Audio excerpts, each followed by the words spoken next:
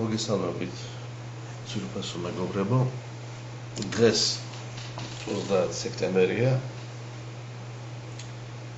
2011 წელი და ჩავთვალე საჭირო კიდევ ერთხელ გამოვსულიყავი თქვენს წინაშე და მესაუბრა საერთოდ იმ პრობლემებზე, რაც აწუხებს ქართულ ემიგრაციას საბერძნეთში და ეს იგივე პრობლემა არის საქართველოში ქართული საზოგადოების, იმიტომ როდესაც საბერძნეთში არის უკვე საკმაოდ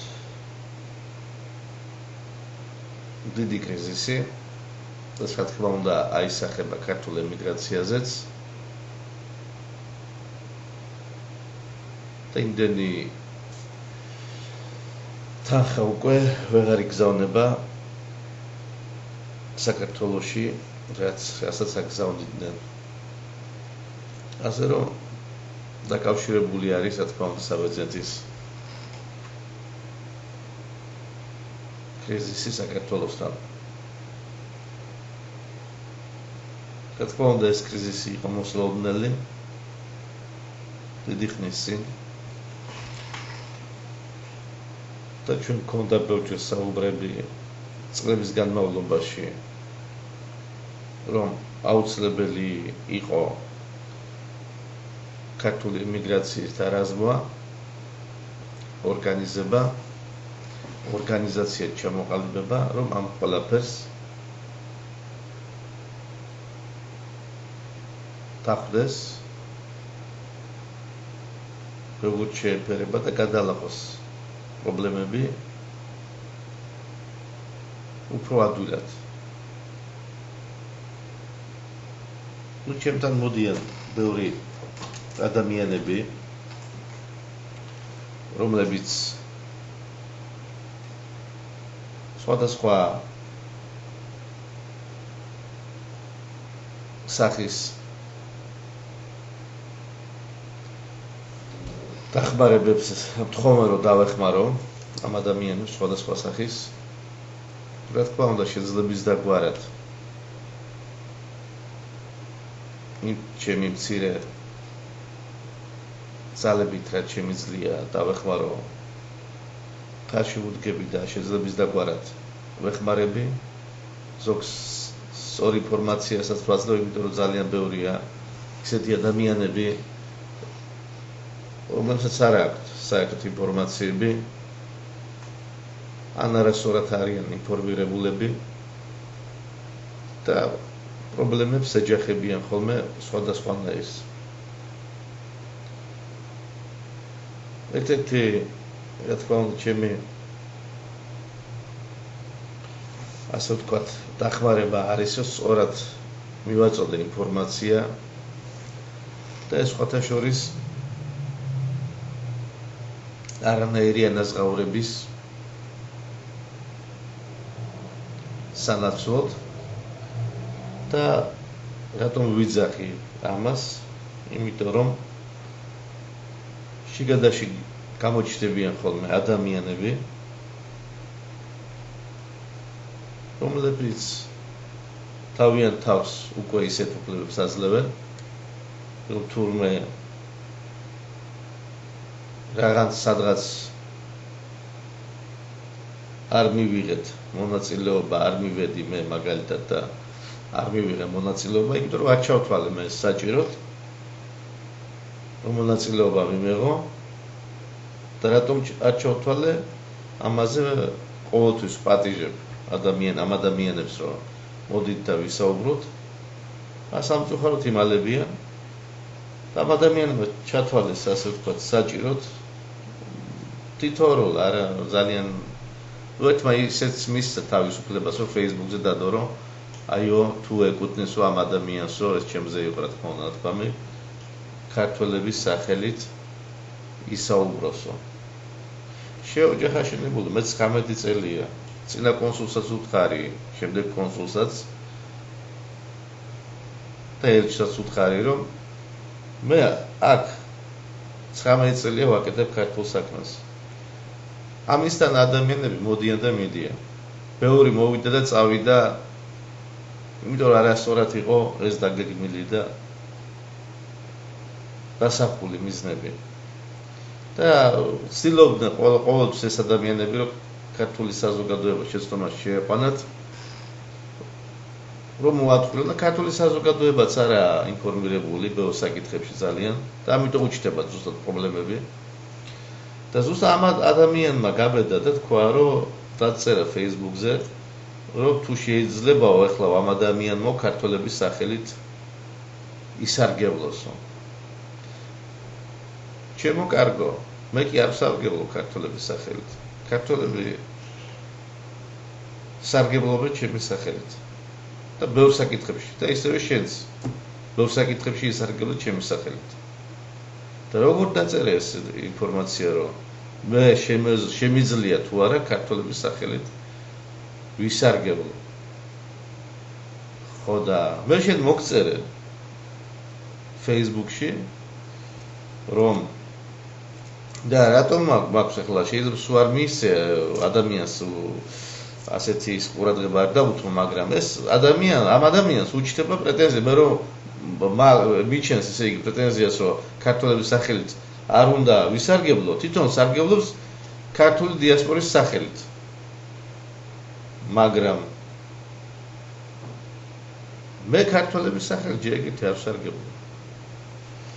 და მე მივწერე ამ ადამიანს ესე იგი Facebook-ზე და ურეკავდა ტელეფონს არიღებს, ორივე ტელეფონზე სახლისაც და მობილურზეც.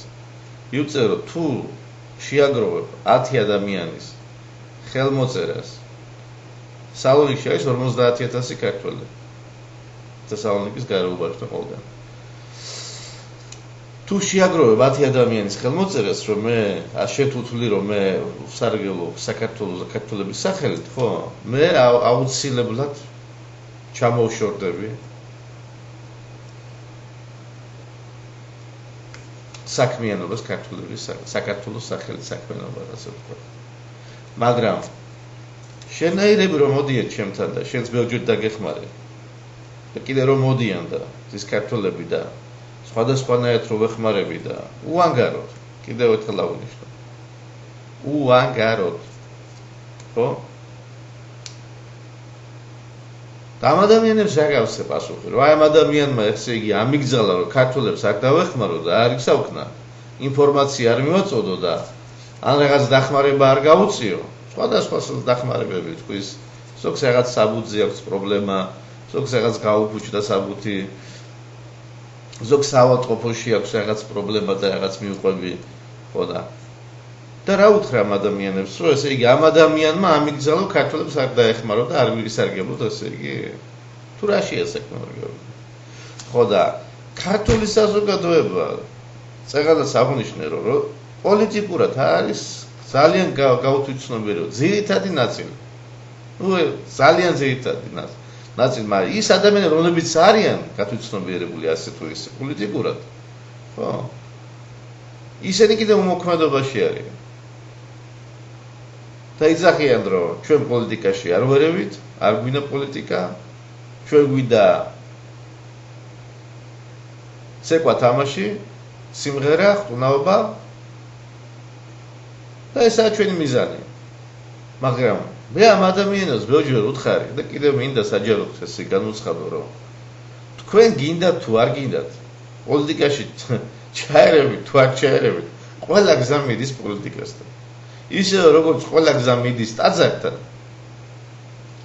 ხო, ისევე ყველა გზა მიდის პოლიტიკასთან. თქვენ თუ არ გაინტერესებთ პოლიტიკა და პოლიტიკოსები და თქვენ არ გინდათ რაღაც ნაბიჯები გადადგა, მათ საერთოდ არ აინტერესებს თქვენი თავი. ეს უნდა შეიგნო რაღაც, არ ვიცი, დადგა ეს დრო მე მგონი. და ეხლა და დაუჭირონ ადამიანებს ხარი, ვინც მათი გულისთვის თავს შეიწუხებს და იბრძოლებს ამ ყველაფრისთვის. და სანამ ასე იქნება ქართული საზოგადოება გაურკვევლობაში, რომ მე არ მაინტერესებს და მე არ ვიცი და არასათანადო ადამიანებს დაუჭერს მხარს, ხო? იქნება ზუსტად აი შედეგი რაც გვაქვს. მე დიდი ხანია ვიზახი, რომ აუცილებელი იყო აქ ქართული ლობის შექმნა, მე ამას საუბრობდი ღიად. პოლიტიკოსებსაც ვეუბნებოდი ელჩსაც და კონსულსაც და ასე შემდეგ, აღარ მინდა სხვა ინსტანციები დავასახელო, მაგრამ ამ ადამიანებს არ უნდათ და არც უნდათ, რომ რაღაც ორგანიზაცია შეიქმნას. პირდაპირ გებრძვიან და ატარებენ იმ პოლიტიკას, რომ მათ შეიქმნას.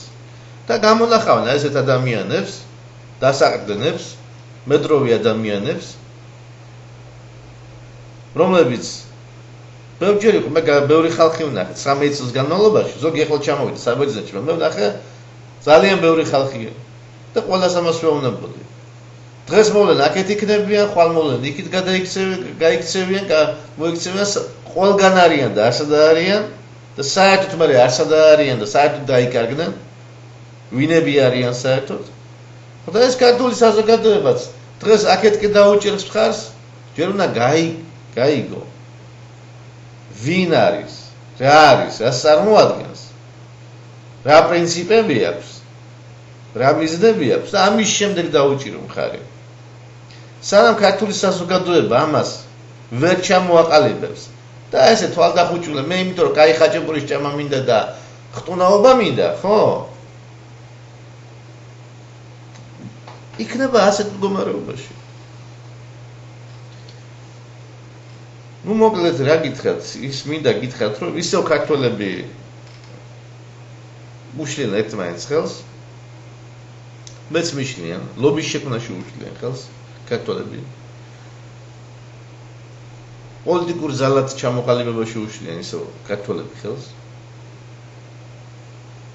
ერთმანეთს